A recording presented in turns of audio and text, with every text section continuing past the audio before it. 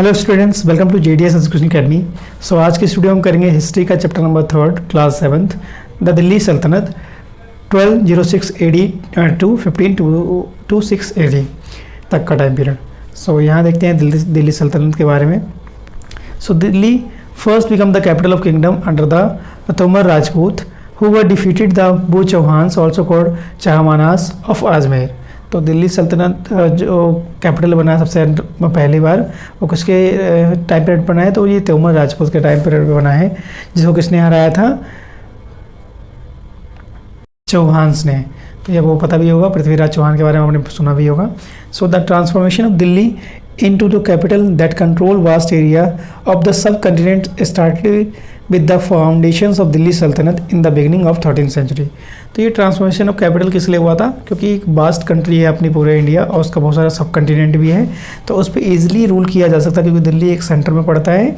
तो 13th century में दिल्ली को इसलिए कैपिटल बनाया गया ताकि आराम से सारे वास्ट कंट्री पे, वास्ट एरिया पे आराम से रूल किया जा सके। अब रूलर दिल्ली की बात करें तो दिल्ली पे किस किसने रूल किया, तो आपको पता है सबसे पहले कौन था, तोमर था अर्ली 20th सेंचुरी 1165 में। उसके बाद चौहान्स आए 1165 से लेके 1192 तक पृथ्वीराज चौहान का रहा यहाँ पे पास। आपको पता है 1992 में पृथ्वीराज चौहान का और मोहम्मद गौरी की लड़ाई हुई थी, जिस पे उसने मोहम्मद गौरी ने पीछे से छुप के वार किया था और फिर पृथ्वीराज चौहान वहाँ पे हार गए थे। दो लड़ाई हुई थी 1991 में, पहले 1191 में जहाँ पृथ्वीराज चौहान पहले जीते थे, फिर बाद में 1192 में दोबारा हुआ था बैटल ऑफ पानीपत, उसमें वो हार गए थे। फिर यहाँ से आता है स्लेव डायनेस्टी।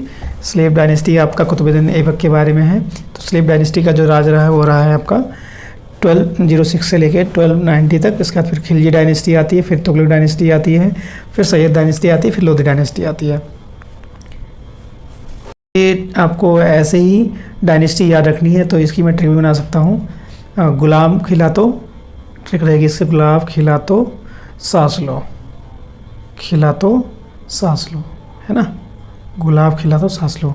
तो गो से बनेगा गुलाम वंश यानी स्लेव डायनेस्टी, खा से बनेगा खिलजी वंश, और तो से बनेगा तुगलक वंश, स से बनेगा सैयद वंश और ला से बनेगा लोधी वंश। तो यहाँ से आप लोग जितने भी डायनेस्टी उसको इजीली ट्रिक वाइज भी याद रख सकते हो।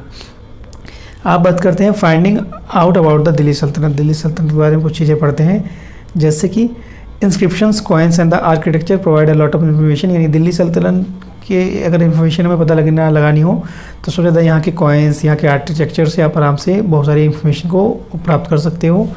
इसके अलावा सेकंड पॉइंट आपका the further valuable sources of the historians, tarikh singular, tarikh plural, written in the Persian and the language of administration under the Delhi सल्तनत। तो ऐसे बहुत सारे वर्ड्स हैं जहाँ पे तारीख ऐसे वर्ड्स इस्तेमाल किए गए थे पर्शियन लैंग्वेजेस में, जिससे भी आपको दिल्ली सल्तनत के बारे में पता लग सकता है। Third point is the author of the tarikh were learn man centuries, secretaries, administrator, poets and the countries who both recounted events and advised ruler on the government's emerging, empathizing the importance of just ruler। तो ऐसे बहुत सारे authors थे जो तारीख learn करते थे, जिसमें एडमिनिस्ट्रेशन के बारे में, पोइट्स के बारे में, इसके अलावा वहाँ के रूलर्स के बारे में कैसे रूल कर रहे हैं, rules on the governments, empathising, ये सारी चीज़ें उसमें क्या होती थी, लिखा होती थी। नेक्स्ट है from the garrison towns of empire. तो ये क्या है, गैरिसन टाउन्स ऑफ एम्पायर क्या है। In the early 13th century control over the Delhi सल्तनत rarely went the beyond the heavily fortified towns occupied by the Gargations, and the Delhi authority was challenged on the Mughal and the governors who revealed at any signs of Sultanate weakness। The expansion of Delhi Sultanate took place under the reign of Balban, Alauddin and the Khilji and the Muhammad Tughlaq। कि तो दिल्ली सल्तनत का सबसे ज़्यादा जो expansion हुआ था वो बलबन के टाइम पीरियड पे हुआ था। इसके अलावा अलाउद्दीन खिलजी के टाइम पीरियड पे भी, मोहम्मद बिन तुगलक के टाइम पीरियड पे। एडमिनिस्ट्रेशन एंड द कंसोलिडेशन की बात करें कि कैसे वहाँ का राजपाट चल पाता था। To have the reliable government the early Delhi सल्तनत specially Iltutmish favour their special slab purchase for the military services called the भंगदान इन पर्शियन। तो जो कह रहा है दिल्ली सल्तनत पे आराम से राजपाट करने के लिए सबसे ज़्यादा रोल जाता है वो इल्तुतमिश का जाता है। ये क्या करता था, बहुत सारे स्लेब्स को खरीद के ले आता था और अपने सोल्जर में भर्ती कर लिया था, जिसका क्या कहा जाता है भंगदंग, क्या कहते हैं बैंगडान भी कहा जाता है इन पर्शियन वर्ड में। The Khaljis and the Tughluqs continue to use the bandagan वेंगडन्स and also raised peoples of the humble birth who were the client of the high position like the governments and the general.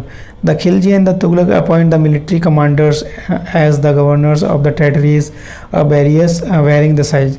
इसके जो खिलजी थे और तुगलक थे ये military commander भी क्या करते थे, अपॉइंट करते थे ताकि वो अलग अलग टेरिटरीज पे क्या कर सके, राज कर सके, कंट्रोल कर सके।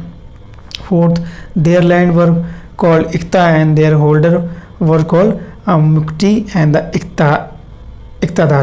The duties of the Muktis were laid to the military champion and the maintain the law and the order in their the Iqtas. तो यहाँ पे लैंड को क्या कहते हैं, दान किया जाता था।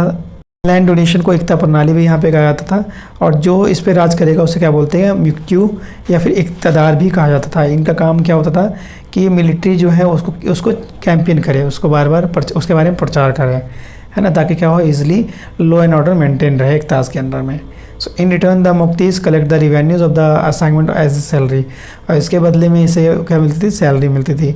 दे also paid their soldier for the from this revenue, और इसी रिवेन्यू से क्या करते थे, और जो सोल्जर होते थे उसको सैलरी भी मिलती थी। Under the Alauddin Khilji, the Muhammad Tughlaq accountants were appointed and the check the amount of collected by the Muktis. तो इसके अलावा जो अलाउद्दीन खिलजी थे, मोहम्मद बिन तुगलक थे, अकाउंटेंट भी रखते थे जो मुक्तीज़ के द्वारा कलेक्ट किया जाता था रेवेन्यू अमाउंट, उससे चेक करने के लिए कि वो कितना कलेक्शन कर रहे हैं।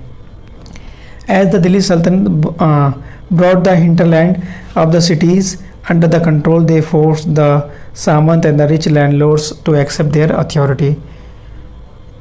The attack of the Mongols under the Genghis Khan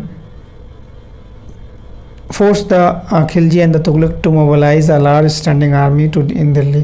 और इसके अलावा मंगोल्स क्या करते थे, बार बार अटैक करते थे, तो इसलिए जो खिलजी और तुगलक थे वो क्या करते थे, दिल्ली सल्तनत को बचाने के लिए बड़ी बड़ी आर्मी को तैयार करके रखते थे। अब लास्ट टॉपिक है आपका the sultanate in the 15th century and 16th century. 15th century और 16th सेंचुरी में दिल्ली सल्तनत कैसी रही। So the Tughlaq and the Sayyid and the Lodi dynasty ruled from the Delhi and Agra until 1526। तो तुगलक वंश और सैयद वंश और लोधी वंश की बात करें तो दिल्ली सल्तनत दिल्ली एंड आगरा में राज किया इन्होंने 1526 तक। By then the Jaunpur, Bengal, Malwa, Gujarat, Rajasthan and the entire South India had the independent ruler who had established the flourishing states and the pursued capital। इसके अलावा बहुत सारे यहाँ पे इंडिपेंडेंट रूलर आए, उन्होंने अपने अपने क्या बनाए, कैपिटल्स बनाए। New ruling dynasty like the Afghans, Rajput also across during the period. इसके अलावा बहुत सारे यहाँ पे और भी डायनेस्टी है जैसे कि अफगान आए, राजपूत आए। इन 1526 मुगल इस्टेब्लिश देयर एम्पायर। 1526 में मुगल यहाँ पे इस्टेब्लिश हो गए थे पूरी तरीके से।